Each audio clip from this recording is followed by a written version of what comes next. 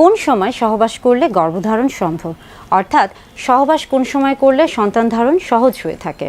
প্রত্যেক দম্পতি, নারী পুরুষ প্রত্যেকের ক্ষেত্রে, স্বামী স্ত্রী উভয়ের ক্ষেত্রে কিন্তু সন্তান ধারণ একটা আশীর্বাদ স্বরূপ। বিশেষ করে নবদম্পতি থেকে শুরু করে সকল দম্পতির জন্যই কিন্তু সন্তান একটি আশীর্বাদ। অর্থাৎ গর্ভধারণের ক্ষেত্রে বা সন্তান ধারণের ক্ষেত্রে প্রত্যেকটা বিষয় কিন্তু নির্ভর করছে নারী পুরুষ বা স্বামী স্ত্রীর স্বাস্থ্যগত দিকের উপর। স্বাস্থ্যগত দিক বলতে আমরা বুঝাচ্ছি শারীরিক এবং মানসিক যে অবস্থা সেটি। আমরা যখন চিন্তা করছি মানসিক অবস্থা দেখে, তখন অবশ্যই চিন্তা করব যে একজন নারী পুরুষ বা বিবাহিত দম্পতি যখন সন্তান গ্রহণ করতে চাচ্ছে, তখন তারা মানসিকভাবে তৈরি কিনা বা প্রস্তুত কিনা, এটা কিন্তু অত্যন্ত জরুরি বা গুরুত্বপূর্ণ বিষয়।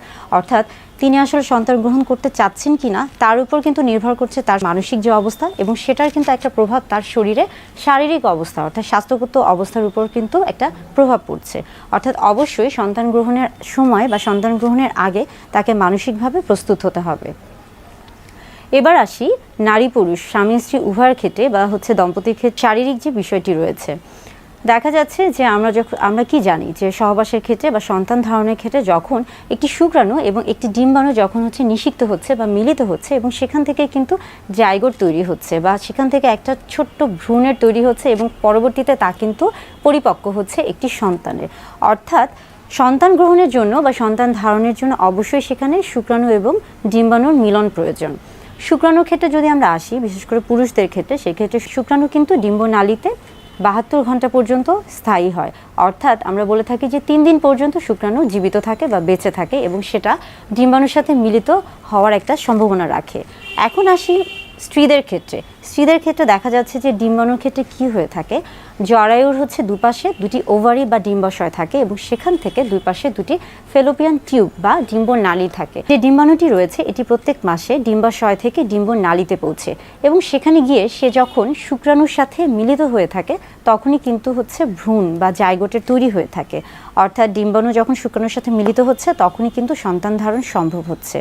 এখন এই ডিম্বাণুটি কখন গিয়ে ডিম্বনালীতে পৌঁছবে বা শুক্রাণুটি কখন বুঝতে পারবে যে এই মুহূর্তে ডিম্বাণুটি আসছে, এই সময়গুলোকে আসলে জানতে হবে। বিশেষ করে দেখা যাচ্ছে যে ডিম্বাণুর ক্ষেত্রে একটি ডিম্বাণু ডিম্বনালীতে মাত্র 24 ঘন্টা অর্থাৎ একদিন স্থায়ী থাকে। অর্থাৎ সেই একদিনের মধ্যেই কিন্তু ডিম্বাণুর সাথে শুক্রাণুর মিলিত হতে হবে।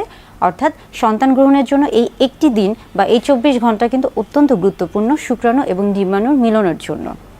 এখন আমরা আসি যে একজন স্ত্রীর শরীরে যদি আমরা খেয়াল করি যে মাসিকের ক্ষেত্রে, প্রত্যেক মাসে যে মাসিক হয়ে থাকে সেটা অত্যন্ত গুরুত্বপূর্ণ, বিশেষ করে সন্তান গ্রহণের ক্ষেত্রে। আমরা জানি স্বাভাবিক মাসিকের ক্ষেত্রে, অর্থাৎ যাদের মাসিক অন্তত 28 দিন পরপর হয়ে থাকে, সেই ক্ষেত্রে দেখা যাচ্ছে এটাকে আমরা স্বাভাবিক মাসিক ধরে থাকি, অথবা 28 থেকে 25 দিন পর্যন্ত অনেক সময় স্বাভাবিক মাসিক হিসেবে গণনা করা হয়ে থাকে।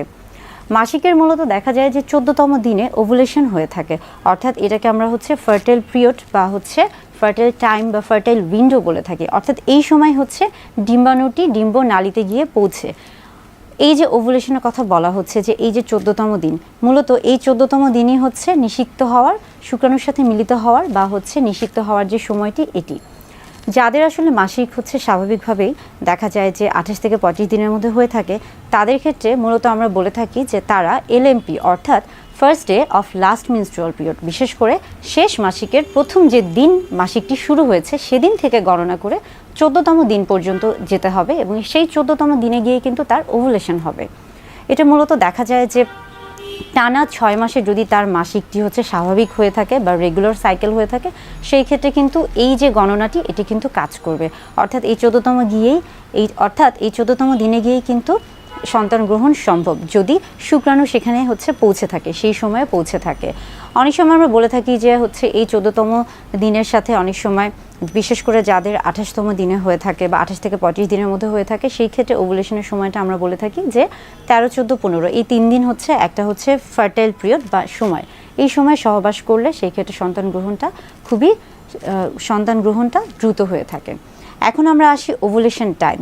ওভুলেশন টাইম একই বিষয়। মাসিকের ক্ষেত্রে আমরা বলছি যে যাদের স্বাভাবিক মাসিক বা 28 থেকে 25 দিনের মধ্যে বা 32 দিনের মধ্যে হয়ে থাকে, সেই ক্ষেত্রে ওভুলেশন টাইম যেহেতু আমরা বলছি যে 14তম দিনে গিয়ে সে সময় গিয়ে যদি আমরা খেয়াল করি যে মাসিকের প্রথম সপ্তাহ নয়, মাসিকের দ্বিতীয় সপ্তাহে যদি একজন নারীর শরীরের তাপমাত্রা নির্ণয় করা হয়ে থাকে, তাহলে সেই ক্ষেত্রে দেখা যাবে যে দ্বিতীয় সপ্তাহে তার শরীরে যে তাপমাত্রা এটা স্বাভাবিক থাকবে, এবং যখনই সে 14তম দিন বা তৃতীয় সপ্তাহে গিয়ে সে পৌঁছবে তখনই দেখা যাবে যে বিশেষ করে পরপর 3 দিন তার তাপমাত্রা বেশি থাকবে। অর্থাৎ ওই যে ওভুলেশনের যে সময়টি থাকে, যেই সময়টি হচ্ছে ডিম্বাণুটি ডিম্বনালীতে গিয়ে পৌঁছে, এবং সেখানে যদি হচ্ছে তার শুক্রাণু না পৌঁছে সেই ডিম্বাণুটি তখন কিন্তু বের হয়ে চলে যায়, এবং সেটাই কিন্তু পরবর্তীতে মাসিক হিসেবে পরিচিত হয়ে থাকে। অর্থাৎ ওভুলেশনের যে সময়টা বা ওভুলেশনের যে তাপমাত্রা রয়েছে সেটা থেকেও কিন্তু আমরা বুঝতে পারি যে সন্তান ধারণ সম্ভব কিনা, বা এই সময় হচ্ছে সহবাস করলে সন্তান ধারণ সম্ভব হবে কিনা। অনেক সময় দেখা যাচ্ছে যে যাদের মাসিক হচ্ছে 28তম দিনে বা রেগুলার সাইকেল হয়ে থাকে তাদের ক্ষেত্রে ওভুলেশনের এই যে তাপমাত্রাটা তৃতীয় সপ্তাহে অনেকটা, শুধুমাত্র 3 দিন না, হয়তো বা টানা 1 সপ্তাহ পর্যন্ত বেশি থাকে। তবে 1 সপ্তাহ পর্যন্ত বেশি থাকলেও ওভুলেশনের যে সময়টা এটা কিন্তু শুধুমাত্র 3 দিনই। অর্থাৎ বারবার বলছি যে যেহেতু সেখানে ডিম্বাণুটি 24 ঘন্টা পর্যন্ত থাকে এবং শুক্রাণুটি 72 ঘন্টা পর্যন্ত থাকে, অর্থাৎ এই 72 ঘন্টা বা 3 দিনই কিন্তু হচ্ছে তার নিষিক্ত হওয়ার সময়। কিন্তু সবসময় খেয়াল রাখতে হবে যে 24 ঘন্টা অত্যন্ত গুরুত্বপূর্ণ, কেননা ডিম্বাণু কিন্তু শুধুমাত্র 24 ঘন্টা বা একদিন পর্যন্ত সেখানে নিষিক্ত হতে পারে। এখন আমরা আসি যে বাজারে বিভিন্ন ধরনের ওভুলেশন কিট পাওয়া যায় বা ওভুলেটরি কিট পাওয়া যায়।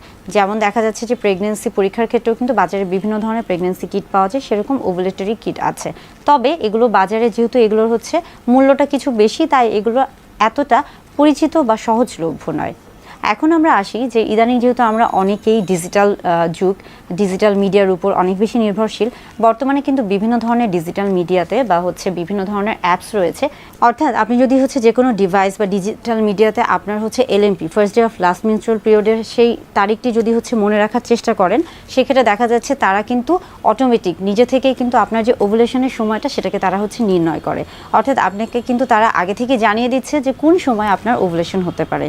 এই প্রত্যেকটা বিষয় কিন্তু সহবাসের ক্ষেত্রে সন্তান গ্রহণের ক্ষেত্রে অত্যন্ত গুরুত্বপূর্ণ বিষয় হচ্ছে স্রাব।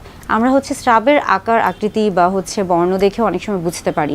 বিশেষ করে দেখা যাচ্ছে যে যখন স্রাবটি অত্যন্ত পিচ্ছিল আকার হয়ে থাকে, গাঢ় হয়ে থাকে, ঘন হয়ে থাকে, তখন কিন্তু হচ্ছে ওভুলেশনের সময়। অর্থাৎ সেই সময়ও যদি হচ্ছে সহবাস করা হয়ে থাকে, সেই ক্ষেত্রেও কিন্তু খুব সহজে সন্তান ধারণ সম্ভব। অর্থাৎ এই প্রত্যেকটা বিষয়, যেমন দেখা যাচ্ছে যে মাসিকের যে সময়টি রয়েছে, ওভুলেশনের যে সময়টি রয়েছে, কিংবা তাপমাত্রা নির্ণয়ের যে সময়টি রয়েছে, আবার আমরা কিটের কথা বলছি, কিংবা ডিভাইসের কথা বলছি, কিংবা আমরা আবার হচ্ছে স্রাবের কথা বলছি, প্রত্যেকটা বিষয় কিন্তু এই সময়গুলোতে যদি আপনি হচ্ছে সহবাস করে থাকেন তাহলে আপনার সন্তান ধারণ হয়তোবা সহজ হবে। তবে কোনোটাই কিন্তু আমরা বলতে পারবো না যে শতকরা হচ্ছে 100% হচ্ছে নিশ্চিত। তবে এই নিয়মগুলো যদি আপনি মেনে চলেন তাহলে আপনার জন্য সন্তান গ্রহণ বা সন্তান হচ্ছে গ্রহণ করা বা গর্ভধারণ করা অনেক সহজ হয়ে